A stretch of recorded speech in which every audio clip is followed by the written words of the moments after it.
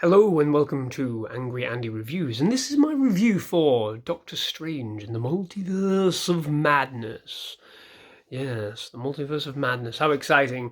We've come to this point where we're breaching through several different universes now in the MCU, and there's a real sense on my part that the weight is starting to show on the pillars of the foundations that is the MCU in itself. And I'm talking about writing, I'm talking about plot, I'm talking about solid characterization that we've had before.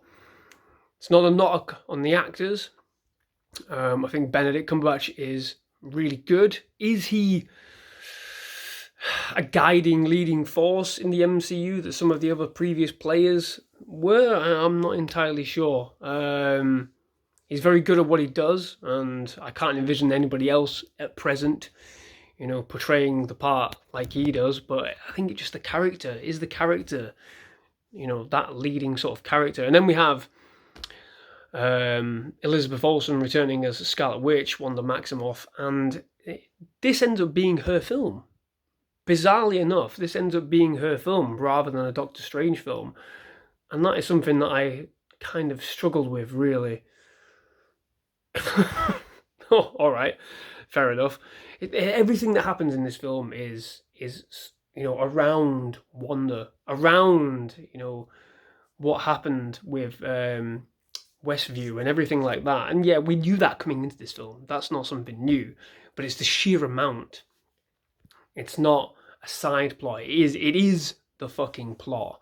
This film, directed by Sam Raimi, who returns to the superhero fold and brings a lot of horror elements into it. And the horror elements are pretty good in this film. They're not as strong or as deep as you would hope, to be quite honest. And I was hoping for a bit more darkness in this film, a bit more edge, but instead we get a lot of familiar sort of visual flares of the MCU mixed in with some of his stylings. It's not really altogether his film, and that's a little bit disappointing.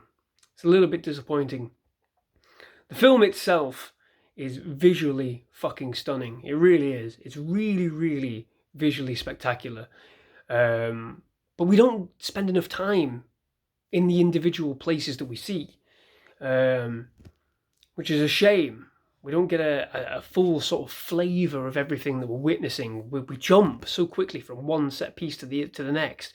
It's a frenetic film, a really, really fast-paced film, and I think a lot of the plot, a lot of the characterization, a lot of the writing suffers because of it. Because we dip in and we dip out and we blast here and we blast there, and this character does this, that character says that, and who the fuck are you? Nobody cares. Oh, there's a cameo here. Excellent.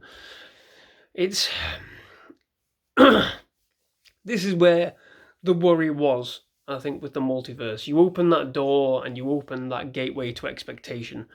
And I do wonder with some of the things we've seen whether the expectation has started to override the writing, override the plots. And this film ends up being really fucking thin on the plot, on the reasoning. Really thin on the reasoning for why the characters are doing the things they're doing. I honestly do not buy at all Wanda's reasoning. I really don't. I don't fucking buy it. I don't believe that she is in that place from where she ends up after WandaVision. There's something missing. It's almost as if we're missing like a chapter or half a story in between that and here.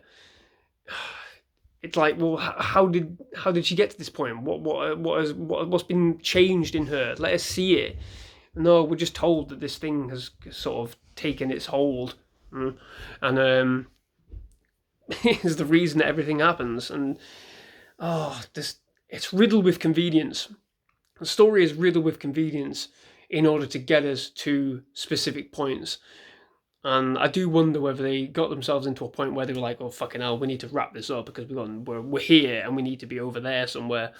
And The way they did that is they went by the way of cameos because it distracts you.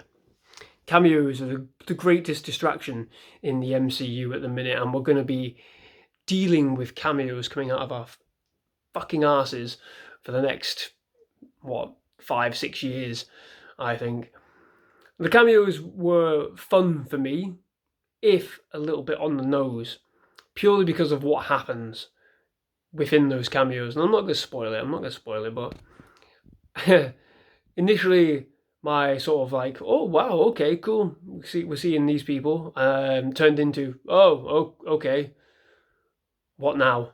And you'll understand if you've seen it. You'll understand if and when you see it. Great. They don't offer anything. They don't give anything except an action set piece, except, more questions about Wanda's actions. Again, within those cameos, I don't trust that she would do that. I don't believe it. I really don't believe it. We've not seen enough from this corrupting fucking force to make us believe that she becomes what she is in this film. And given everything that happens earlier on in the film, she becomes a merciless killer. Plain and simple. She becomes a murderer. And what do you do with that going away from this film? What redemption arc is there for Wanda? Because we're going to see her again, aren't we? But she's going to be in and around again, surely.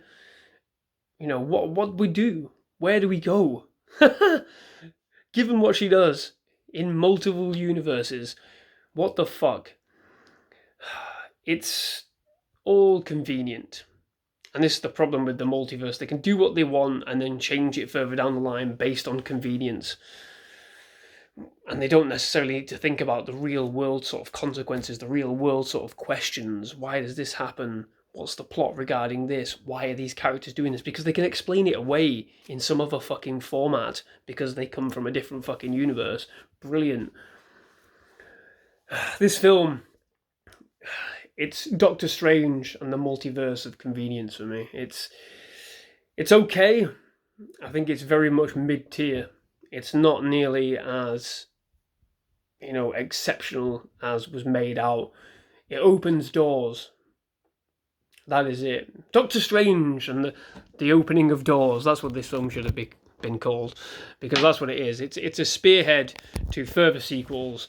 It is a jumping off point to fucking everything else, and everybody seems to think we're getting Secret Wars. Fine, fair enough, but at the moment, we haven't had decent plot lines. We haven't had decent threads of character development to get us to that point. We're in this bizarre phase with the MCU that there's no current thorough thread. There's no guiding light. There's no end game to this, to throw in yet another pun. It's middling. It's a middling affair, and for me, I'm going to give it a middling score of 6 out of 10. It's one of those MCU films now, and I'm judging MCU products based on rewatchability now, because there's too many of them. So, as opposed to the Infinity Saga where, you'd watch it all, everybody watched them all again, going up to Infinity War, going up to Endgame. Will I watch any more of these going up to whatever's next? Probably not. And this falls under the banner of one that I probably will not watch again, alongside Black Widow, alongside Shang-Chi, alongside the Eternals. And it's also put me in a difficult position where I am starting to note down what films of the Marvel, or what products of Marvel, of the MCU, have I enjoyed since Endgame. And unfortunately, it's looking like 2 or 3, including the TV shows, 2 or 3 products out of, 10 of this new phase, including the TV shows. And that's not a good marker. 2 out of 10, 3 out of 10, or whatever it is we're up to now, including the TV shows and the recent release movies. It's shit. That's a shit score. And if I'm not rewatching any of that, what sort of anchor do I have to go forward? And I wonder if anybody else is thinking that. If you're thinking that, leave a comment down below, bottom of this video. I apologise, these videos are coming sort of like in a sort of very unfinished, very hands-on, very handheld sort of way. But I'm in the process of changing and decorating and all this crap. So this is what we're doing reviews for at the minute. So I hope you enjoy this rant, this little opinion piece. So yeah, like and subscribe to the channel. Help me get to 200 subscribers, and then we'll see where we go from here in the multiverse of Angry Andy.